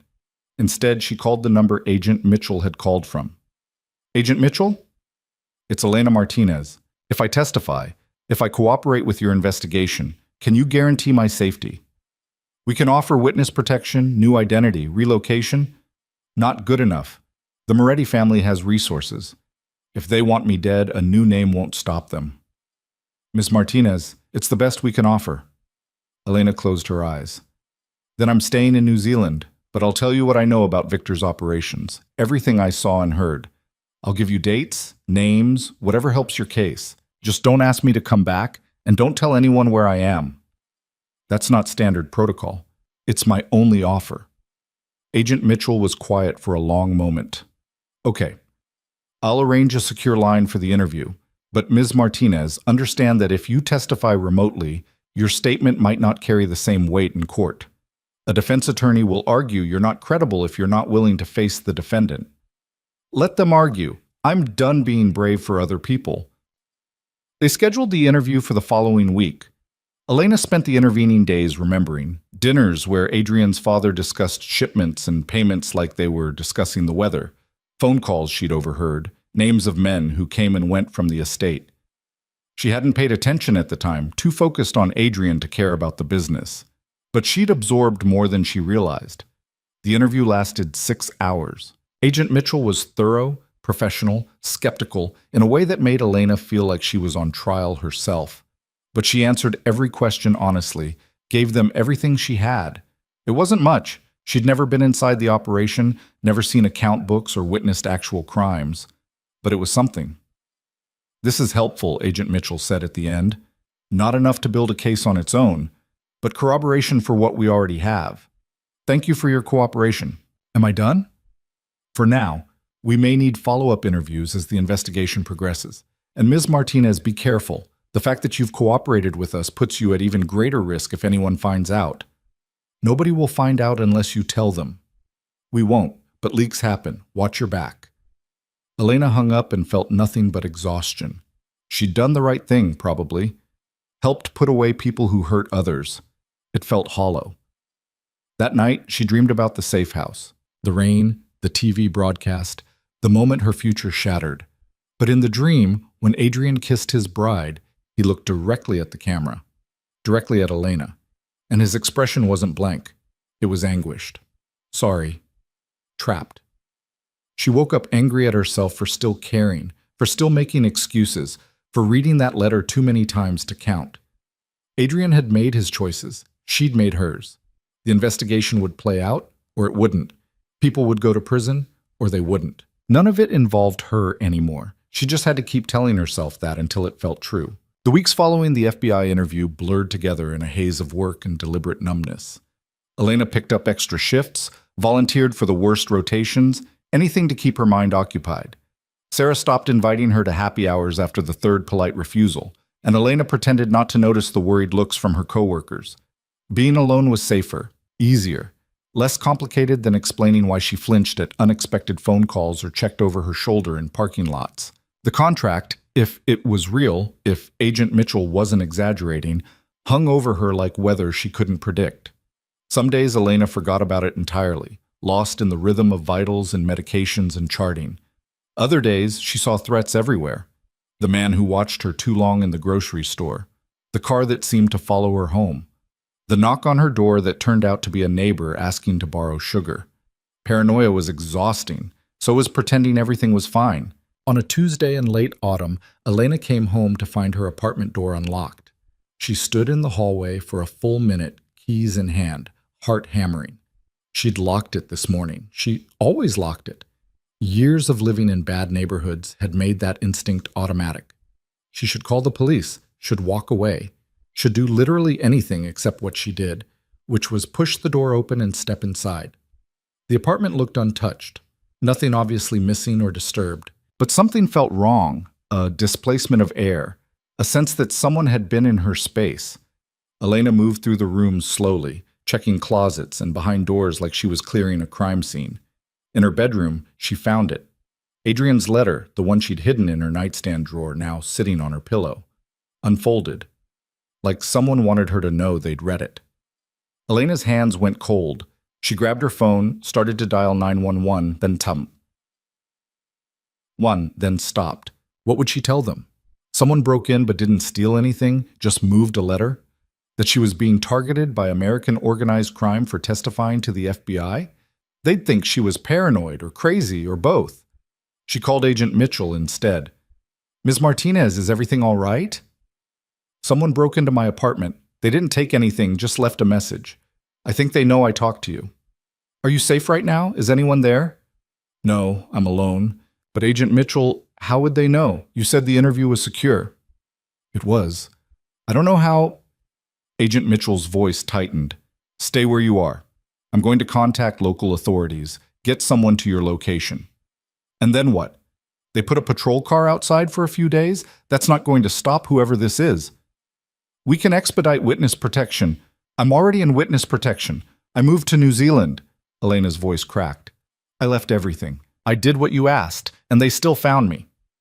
"Miss Martinez, I need you to breathe. Can you go somewhere public, a cafe, the hospital, anywhere with people?" Elena looked at the letter on her pillow. Adrian's handwriting stark against the white fabric. Always Adrian. Someone had read those words, had stood in her bedroom holding proof of what they'd been to each other. The violation made her skin crawl. "I have a better idea," she said. "I'm going to call Adrian." "That's not advisable. Someone from his world did this. Either he knows about it or he doesn't, but I'm going to find out which." Elena hung up before Agent Mitchell could argue. She stared at her phone for a long moment before pulling up Adrian's number. It had been 4 months since they'd spoken. 4 months since she'd told him to leave her alone. Her finger hovered over the call button. Then she pressed it. He answered on the first ring. "Elena, someone broke into my apartment." No preamble, no greeting. "They moved your letter. The one you left in my things before I flew to New Zealand. Whoever it was, they wanted me to know they'd been here." Silence. Then, "Are you hurt?" "No, but Adrian, if you put a contract out on me, if this is you cleaning up loose ends, I would never." His voice turned sharp. "Where are you right now?" "My apartment." "Get out. Right now. Go somewhere public and stay there until I call you back." "Why? What's happening?" "Elena, please, just trust me on this." She shouldn't. Trust was what had gotten her into this mess in the first place. But the fear in his voice was real, and despite everything, she believed he wasn't the one who'd sent someone to her home. "Fine, but you have 30 minutes, then I'm calling the police." Elena grabbed her bag and left. Didn't bother locking the door behind her. What was the point? They'd already been inside. She drove to a 24-hour diner, ordered coffee she didn't drink, and waited. The other patrons were mostly night shift workers and insomniacs, people too wrapped up in their own exhaustion to notice her shaking hands. Adrian called back in 23 minutes. "It's Carlo DeLuca," he said without preamble. "Victor's death started a war. The DeLuca family thinks they can take over our territory, and they're eliminating anyone connected to the old guard. I'm on the list. Isabel's on the list. You're on the list because Carlo thinks you know things about my father's operations. I told the FBI everything I know, which is basically nothing." "You talked to the FBI?" Adrian's voice went deadly quiet. "An agent called me. Said there was a contract out, offered protection in exchange for cooperation. I gave them what little I remembered from dinners and meetings, background stuff. Nothing that would... She stopped. Oh no. Adrian, if they find out I talked, they already know. That's why Carlo moved now. He has someone inside the investigation feeding him information. Adrian exhaled slowly. Elena, I'm so sorry. I should have warned you this would happen. I hoped you'd be far enough away that they wouldn't bother. Well, they bothered. Elena's fear was crystallizing into anger. So what now? I run again? Change my name? Spend the rest of my life looking over my shoulder? No, now I fix this. How see? By ending the war. Carlo wants power. I'll give him the territory he's after. I'll negotiate a truce that includes leaving you alone. Why would he agree to that?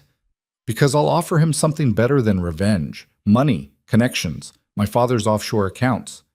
Adrian's voice was cold now, all business. And because if he doesn't agree, I'll make sure he doesn't live long enough to regret it. Elena gripped the phone tighter. You can't start a war over me. I'm not starting anything. I'm ending it. This is my fault. I brought you into this world. I should have protected you better. Let me do this. Adrian, I need you to stay safe for a few days. Is there somewhere you can go? A friend's place? A hotel? Elena thought of Sarah, then dismissed it. She wouldn't put anyone else at risk. I'll figure something out. There's money in your account, the same one from before. Use it. And Elena, don't go back to that apartment. Whoever broke in, they might come back. Okay? I'll call you when it's done. It might take a week, maybe 2. Can you hold out that long? I've held out this long. Yeah. His voice softened. You have. You're stronger than anyone I know. I'm not strong. I'm just stubborn. Same thing sometimes. A pause. Elena, when this is over, don't. She cut him off.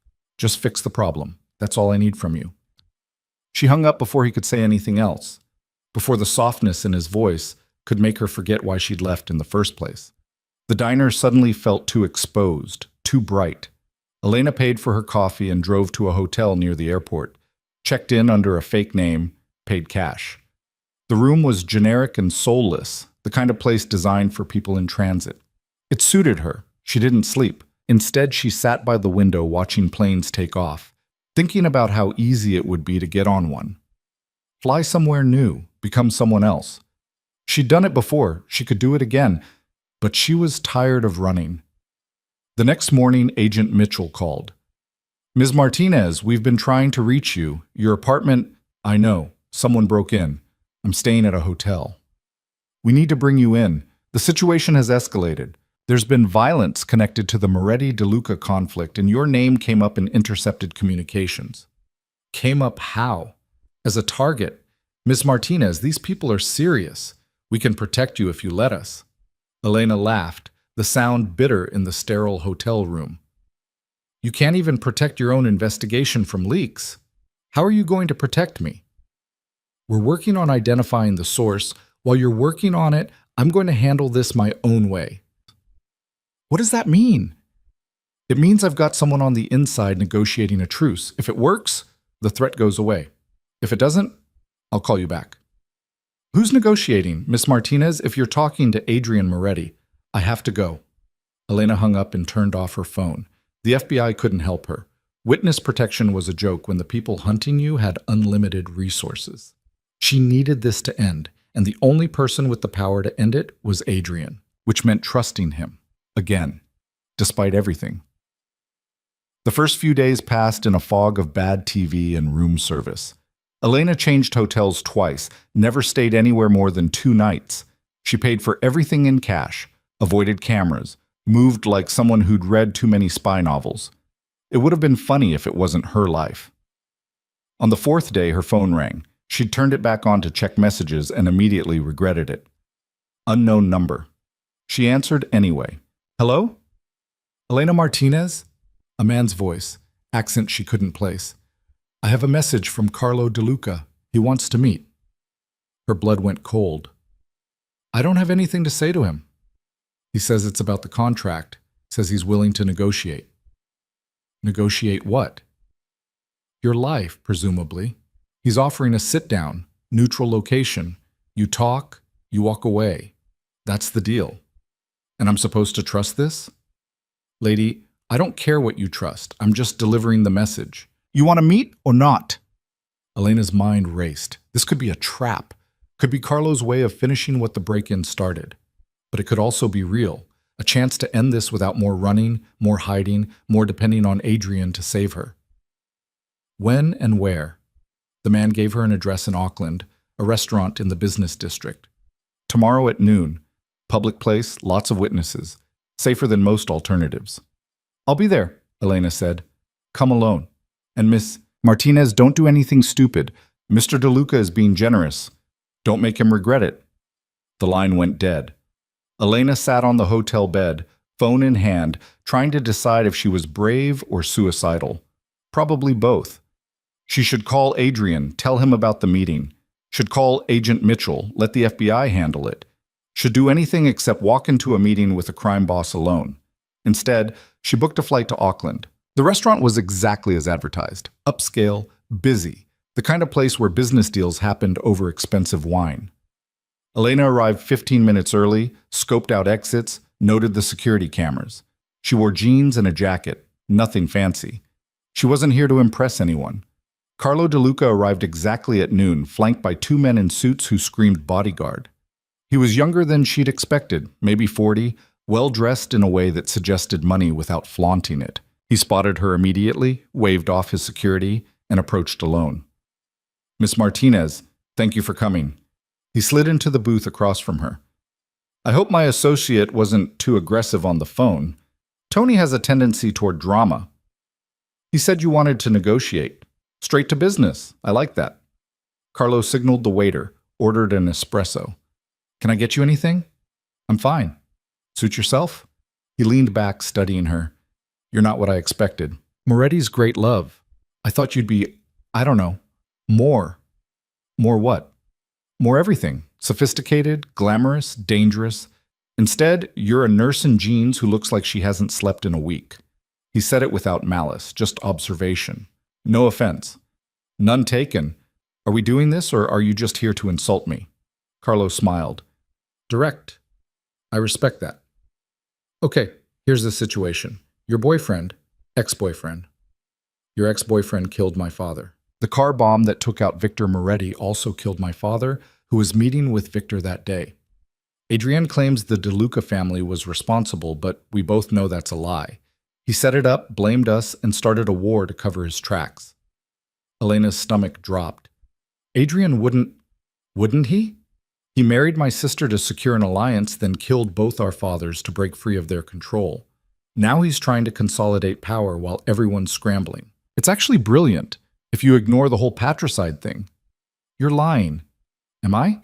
Ask yourself, Elena, who benefits most from Victor dying? Not me. Not my family. We had a stable arrangement, but Adrian, he was trapped. Forced into a marriage he didn't want, stuck under his father's thumb. Killing Victor was his only way out.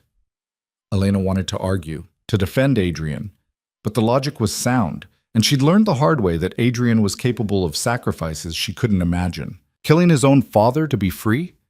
To be with her? The thought made her sick.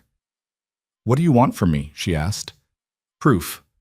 Adrian's been careful, covered his tracks. But you knew him. You were there during the planning. If he confided in you, if you have anything, recordings, messages, anything that proves he was involved, I need it. I don't have anything. We haven't spoken in months. That's unfortunate. Carlo's espresso arrived. He added sugar, stirred slowly. Because without proof, this war continues. More people die, including you, eventually. So this meeting is a threat. This meeting is an opportunity. Help me put Adrian away. I'll call off the contract. You testify about what you know. The FBI builds their case. Everyone wins, except Adrian, obviously. Elena stared at him. You want me to betray him? I want you to tell the truth. There's a difference. And if I don't? Carlo set down his spoon. Then you're choosing sides in a war you can't win. Adrian can't protect you forever, Ms. Martinez. He's too busy fighting his own battles. Sooner or later, my people will find you when you're alone, and that'll be that. Nothing personal. Sounds pretty personal. It's business. You understand business, don't you? Cost-benefit analysis. Risk versus reward. Right now, you're a risk to both of us. Adrian can't have you talking to investigators. I can't have you corroborating his lies. The smart play is to pick a side and hope it's the winning one. Elena pushed away from the table. I'm not picking sides. I'm done with all of you. Nobody's done until I say they're done. Carlo's voice hardened. You walk out of here, you're making a choice whether you admit it or not. Then I guess I'm making a choice. She stood up, ignored the stares from nearby tables, and walked out. Her heart hammered against her ribs, but she kept her pace steady, unhurried. Behind her, she heard Carlo say something to his bodyguards, heard chairs scraping. Elena made it to the street, flagged a taxi, and gave the driver her hotel address. She watched the rearview mirror the entire ride, checking for tails. Nobody followed. Either Carlo was letting her go, or he was waiting for a better opportunity. Back at the hotel, she finally let herself fall apart. She sat on the bathroom floor and cried. For herself, for Adrian, for the impossibility of the situation. Carlo's accusation kept echoing in her head. Adrian killed his own father. She wanted to dismiss it as manipulation, but it fit too well. The timing, the opportunity, the motive. Adrian had wanted out. Victor dying had given him exactly that. Her phone buzzed. Adrian. I heard about the meeting, he said without preamble. Are you okay? Did you do it? Do what? Kill your father. Carlo says you set up the car bomb, blamed his family to start the war. Is that true?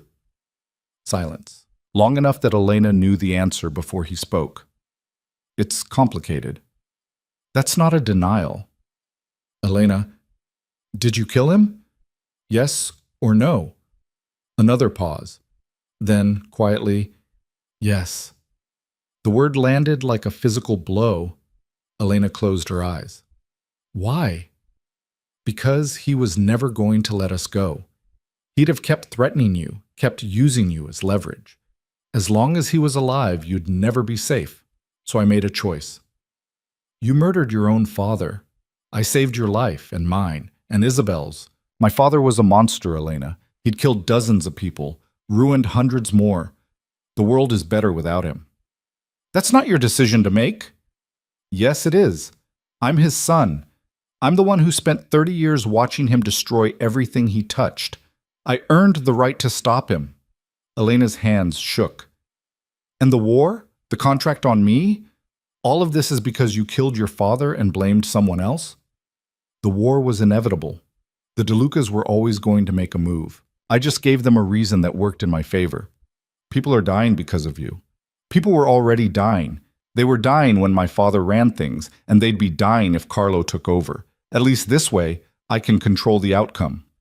You can't control anything, Elena shouted. That's the whole problem. You keep making these huge decisions thinking you're protecting people, but all you're doing is making things worse. I'm trying to end this. You're trying to win. There's a difference. If you actually wanted to end it, you'd turn yourself in. Confess to killing your father, let the FBI have their case, and stop dragging innocent people into your mess. I can't do that. Why not? Because if I go down, you go down with me. You think the DeLucas care that you didn't know about the car bomb? You were connected to me. That's enough. The only reason you're alive right now is because they think you're useful. Take away that usefulness, and they'll kill you just to make a point. Elena wanted to argue, but she couldn't. He was right.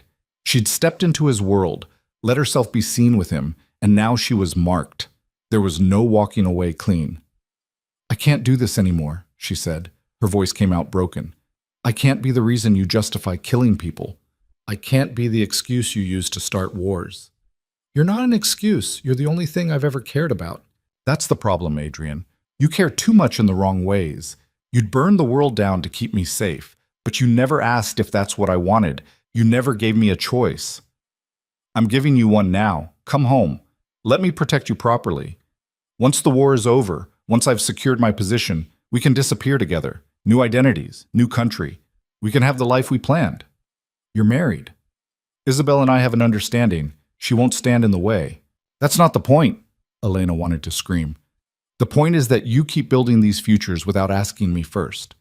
You decided to marry her without telling me. You decided to kill your father without warning me, and now you're deciding we should run away together like the last 4 months didn't happen. When do I get to decide what I want? What do you want? The question hung between them. Elena thought about it, really thought about it, past the anger and fear and exhaustion. What did she want? I want to matter as more than someone worth protecting. I want to be treated like a partner, not a possession. I want a life where I don't have to look over my shoulder or wonder if the people I care about will die because they know me. She took a breath. And I want you to be better than your father, not just different, better. That means owning what you did. That means making real peace, not just winning the war. That means giving me the truth instead of pretty lies. Silence. Then, I don't know if I can be that person. I know. That's why I can't come back. Elena, fix the contract. End the war. Do whatever you have to do. But don't call me again. I mean it this time. She hung up before he could respond, before the grief in his voice could change her mind. Then she turned off her phone and sat in the dark hotel room, feeling like she'd just cut off a limb. Painful. Necessary. The only way to survive. The next morning, she called Agent Mitchell. I want full witness protection, Elena said. New identity, new location, everything. And I want it to include my friends, Maya in Portland, Dr. Patel, anyone who might be at risk because of me. Miss Martinez, that's going to be difficult to arrange. Then figure it out. I'll testify against Adrian, against the whole organization, but I need guarantees that the people I care about are safe first. We'll do what we can, but I need you to understand, if you testify, there's no going back. Adrian will know you betrayed him. He betrayed me first, Elena said, multiple times. I'm done protecting him from consequences. The witness protection process turned out to be less dramatic and more bureaucratic than Elena had imagined. There were forms to fill out, interviews to endure, psychological evaluations to pass. Agent Mitchell explained that the program couldn't protect Maya or Dr. Patel unless they were directly threatened, but they could monitor the situation and provide security if needed. It wasn't the guarantee Elena wanted, but it was better than nothing. Your testimony is crucial, Agent Mitchell said during one of their prep sessions. We have financial records, wiretaps, witness statements from lower-level associates. But we need someone who can speak to Adrian's direct involvement in criminal activities, someone who is close to him. I already told you everything I know. About Victor's operations, yes. But we need you to talk about Adrian specifically. Conversations you had, things he said about the business, any indication he knew about or participated in illegal activities. Elena stared at the conference room table, at the folders of evidence spread out in front of her. Photos of crime scenes, transcripts of intercepted calls, financial statements showing money laundering through legitimate businesses. This was Adrian's world, laid bare in fluorescent lighting and bureaucratic language. He told me once that his family hurt people, she said slowly. It was early on before I really understood what that meant. We were in his car after dinner and I asked what his father did for work. He said, "Things that keep me up at night." I thought he was being dramatic. Agent Mitchell made a note. Did he ever discuss specific incidents? Not directly, but he'd come to my apartment sometimes late at night and he'd be different, quiet, angry. Once he had blood on his sleeve, not a lot, just a spatter. He said it was nothing, that he'd been at a restaurant and someone got into a fight. But the way he said it, Elena shook her head. I knew he was lying. I just didn't want to admit it. That's good. What else? The questions went on for hours. Elena dredged up memories she'd tried to bury. Dates where Adrian took phone calls he wouldn't explain. Conversations that stopped when she entered rooms. The time she found a gun in his glove compartment and he'd kissed her instead of answering her questions. Each memory felt like a betrayal, both of Adrian and of the woman she'd been when she loved him. This is enough for now, Agent Mitchell finally said. The trial's in 6 weeks. We'll prep you more as it gets closer, but you're doing great. I don't feel great. I feel like I'm destroying someone I used to love. He destroyed himself. You're just telling the truth about it. Elena wasn't sure there was a difference. The weeks before the trial passed in a strange limbo. Elena stayed in a safe house outside Wellington, a nondescript rental guarded by federal agents who were polite but distant. She wasn't allowed to contact anyone from her old life, not Maya, not Dr. Patel, not even Sarah from the hospital. The isolation was suffocating. She spent her days reading, walking the perimeter of the property, trying not to think about what was coming. At night, she lay awake and replayed conversations with Adrian, searching for the moment everything went wrong. Was it the first time he lied? The wedding? The phone call after Victor died? Or had it been doomed from the start, a nurse and a criminal pretending they could build something real? 3 weeks before the trial, Agent Mitchell arrived with news. Adrian's legal team is offering a deal. He'll plead guilty to racketeering and conspiracy charges in exchange for a reduced sentence and immunity for Isabel. The judge is inclined to accept. Elena felt something crack in her chest. So I don't have to testify? Not if he pleads out.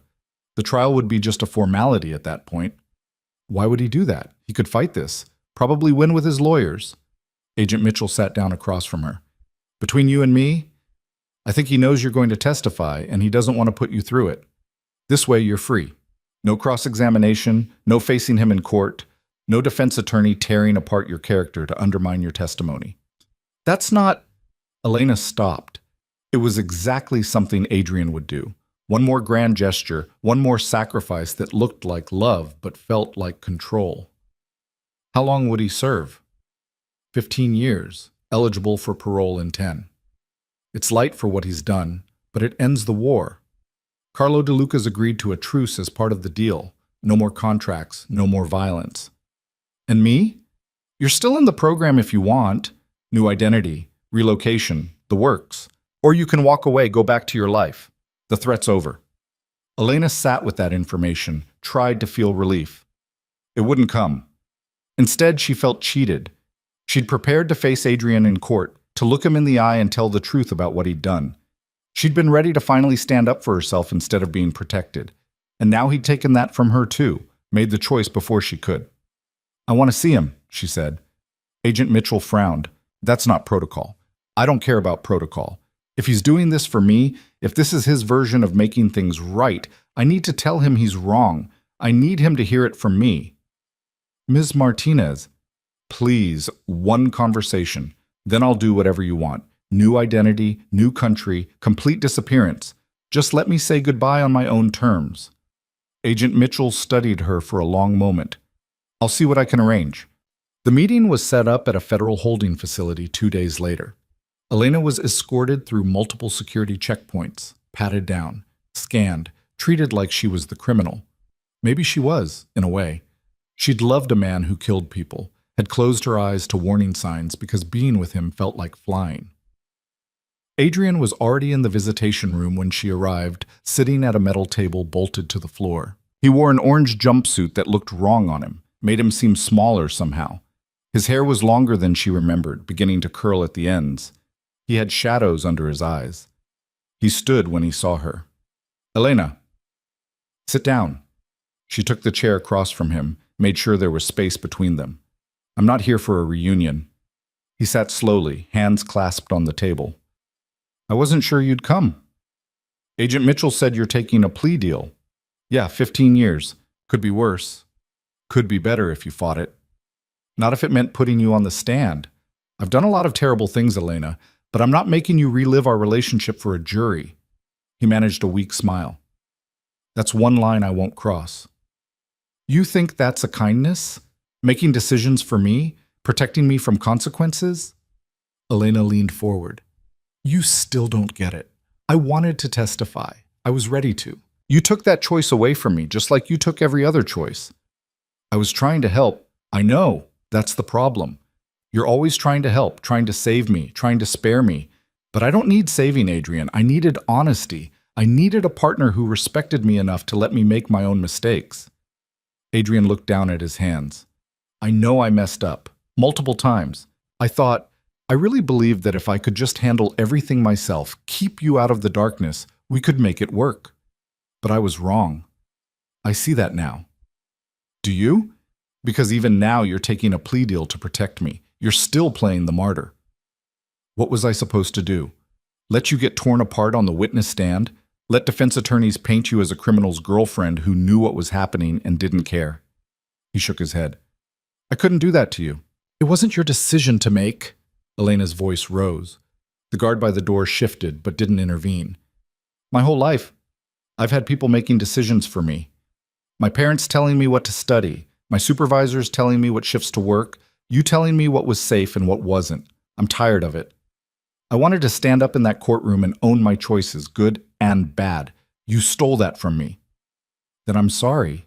I'm sorry for the wedding, for the lies, for killing my father without telling you. I'm sorry for loving you badly. Adrian's voice cracked. But I'm not sorry for keeping you off that stand. Call it control. Call it whatever you want. I couldn't watch them destroy you. I just couldn't. Elena felt tears burning behind her eyes. She blinked them back, refused to let him see her cry. Do you remember what you said in your letter? That loving me was the only real thing you'd ever done? I remember. You were wrong. The real things aren't the easy parts. The romance, the promises, the grand gestures. The real things are hard. They're honest even when honesty hurts. They're trusting someone to stand beside you instead of behind you. What we had wasn't real. It was just two lonely people pretending. Adrian flinched like she'd hit him. That's not true. Isn't it? You loved an idea of me, the good girl who could save you from your dark world. I loved an idea of you, the troubled man who just needed the right person to believe in him. But we never really knew each other, not the messy, complicated, broken parts. I knew you were strong. I knew you were kind. I knew you made me want to be better. Wanting to be better isn't the same as actually changing. Elena stood up. You're going to prison, Adrian. You'll have a lot of time to think about the man you want to be. When you get out, I hope you find someone who can love you as you actually are, not as they wish you were. And I hope you do the same for them. What about you? His voice was small. What happens to you now? I'm going to build a life that's actually mine, not running from someone, not hiding, not waiting for permission to exist, just mine. Will you be happy? Elena considered the question. I don't know, but I'll be free. That's a start. She turned to leave, got halfway to the door before Adrian spoke again. Elena. She stopped but didn't turn around. I really did love you. Maybe not well, maybe not right, but I did. I know, she said. I loved you too. That's why this hurts so much. Then she walked out, and this time she didn't look back. Agent Mitchell was waiting in the hallway. How'd it go? It's done. We're done. Can I go home now? Which home? Elena thought about Portland, about her studio apartment and Maya's paintings and Dr. Patel's samosas. She thought about New Zealand, about starting over in a place where nobody knew her history. She thought about all the places she'd run to and from, trying to outpace her own bad choices. I want to go back to Portland, she said. No new identity, no program, just me, figuring out how to live with what happened. Are you sure? The deal protects you, but there's always risk. I'm sure. I've spent too long letting fear make my decisions. It's time to make my own. Agent Mitchell nodded slowly. Okay, we'll arrange transport. But Ms. Martinez, if you change your mind, if you ever feel unsafe, you call me. Anytime, day or night. I will, thank you, for everything. 3 days later, Elena stood outside her old apartment building in Portland. The landlord had rented it to someone else, but that was fine. She didn't want to go back to that space anyway. She found a new place across town, a one-bedroom with better light and a view of the park. Maya helped her move in, asking questions Elena only half answered. So you just took a spontaneous trip to New Zealand for 4 months and now you're back? Maya unpacked kitchen supplies, eyeing Elena skeptically. Something like that. And the guy? The one you were running from? Not running anymore. He's gone. It's over. Maya set down a stack of plates. You know I don't believe you, right? Like, I'm going along with this because you're clearly not ready to talk about it, but I know something major happened. Maybe someday I'll tell you the whole story. I'll be here when you're ready. But Elena, whoever he was, whatever he did, I'm glad you're back. This place was too quiet without you. Elena hugged her, held on longer than necessary. I'm glad I'm back too. Work was harder to reclaim. Dr. Patel had filled her position, and there weren't immediate openings. Elena ended up taking a job at a different hospital across town, pediatrics this time instead of trauma. The work was gentler, sadder in different ways.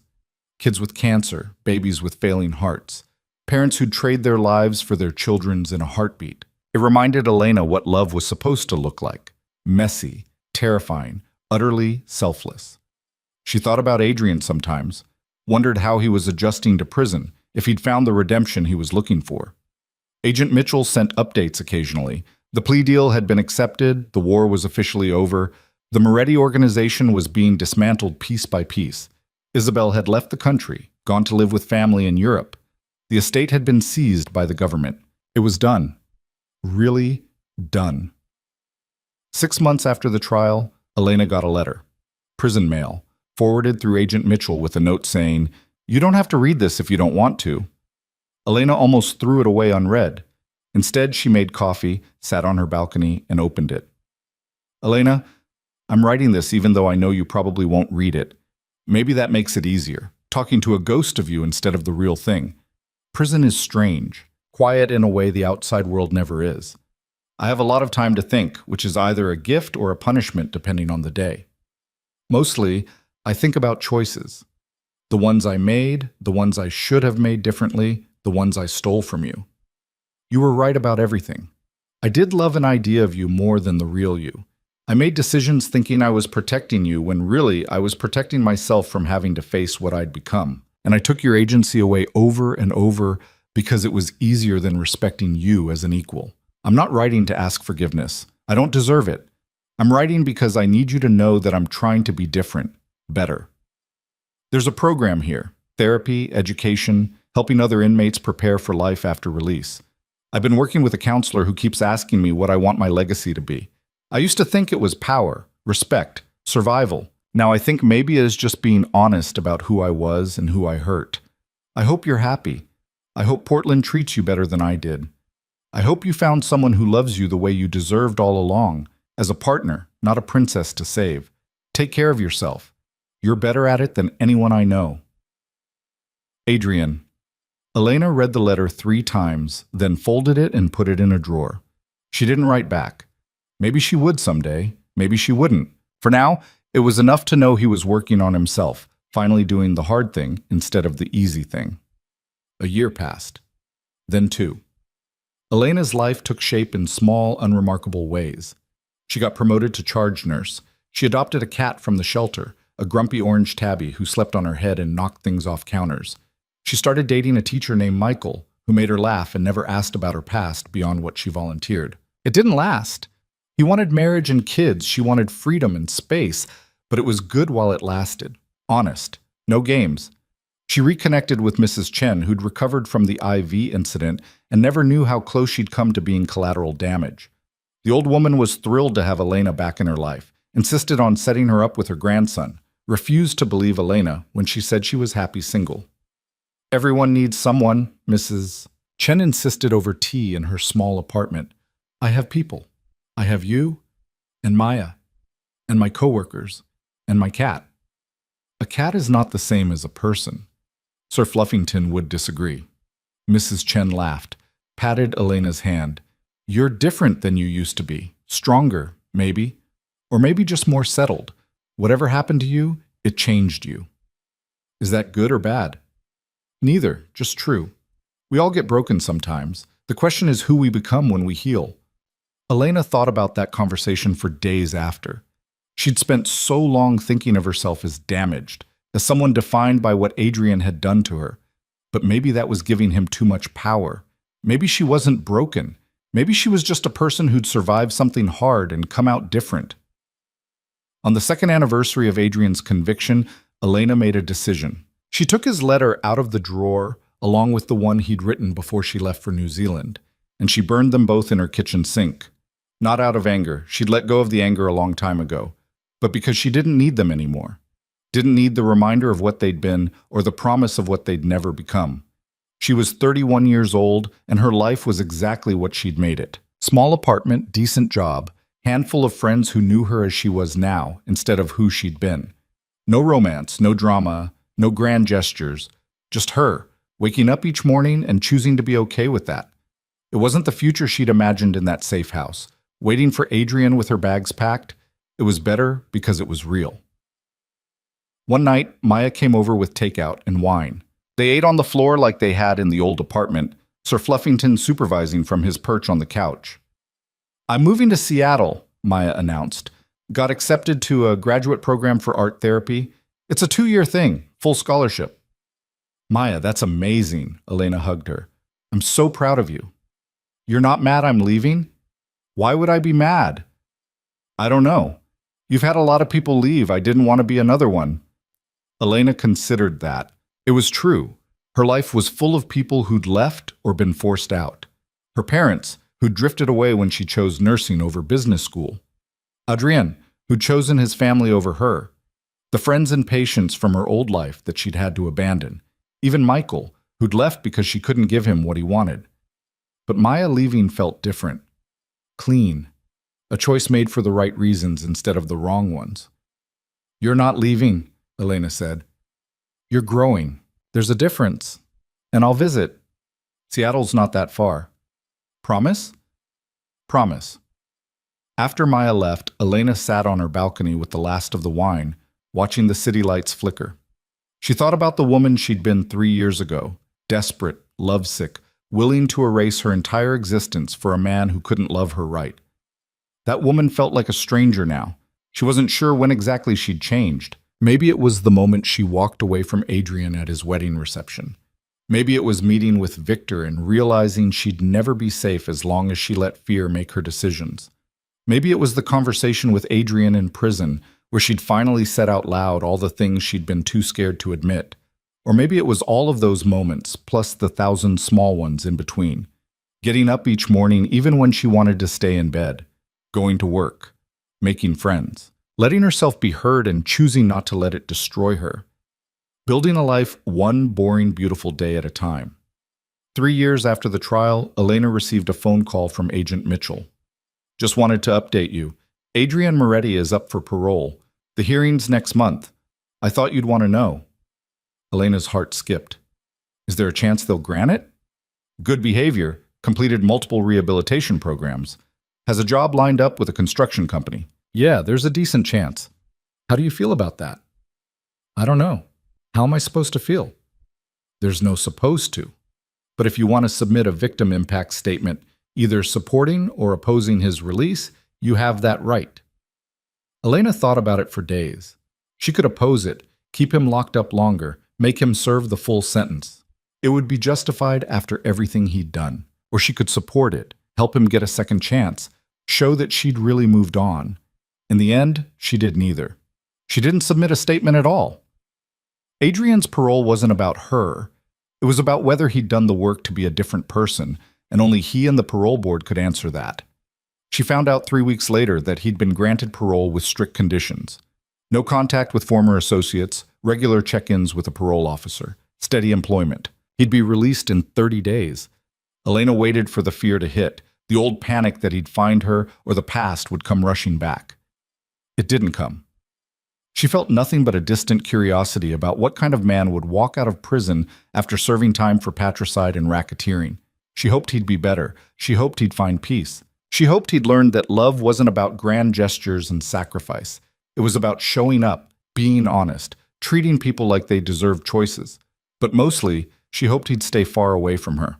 She'd earned her quiet life, and she wasn't giving it up for anyone. 4 years after everything fell apart, Elena opened a free clinic. Not a big one, just a small storefront in a low-income neighborhood, staffed by volunteer nurses and doctors who believed healthcare was a right, not a privilege. She used the money Adrian had given her, the $500,000 she'd never touched except for basic expenses. It felt right, using blood money to help people who'd been hurt by systems that didn't care about them. The clinic opened on a rainy Tuesday in October. Elena stood in the doorway watching patients trickle in.